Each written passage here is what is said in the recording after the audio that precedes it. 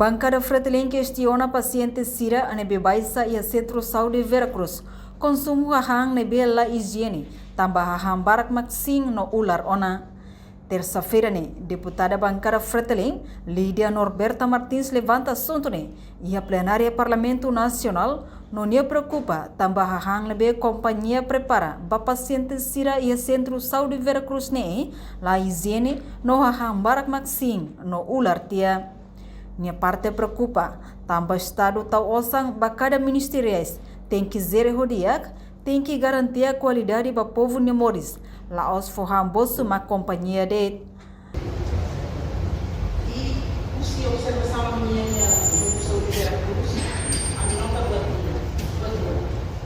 Primeiro, companhia de bem para paciente sim, lá é a qualidade. Paciente para quando mais se dá para os vestibular para os mahana ensino então se não tem que falar aqui paciente se não tem que nada também não vai conseguir então se não tem se assim mora informação o se é uma outra bem uma página lá então não auto isso se não tem que falar é a mesma Ministério da Saúde favor e quando a companhia se quando for a paciente vai levar uma guia. A Estado a outra para a companhia quanto maná sabe.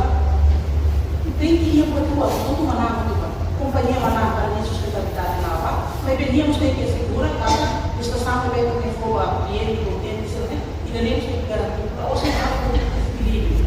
A banhar, a vantagem da banhar, mas bem for prejuízo para ir paciente se não tem e segundo Laos data hang makla ia higiene, mas vemos haris fating ban inay ising ruasira, nebe foi partos tem que laudok hodi husik bebê.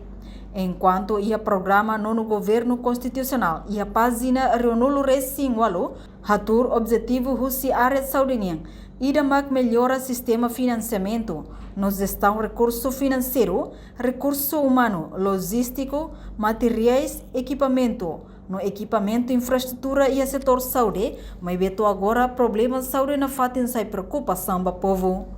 No deputada Russi Bancada Fretilin considera programa governo e a página Ronulo Racing Walo para melhoramento do sistema saúde continua mehis.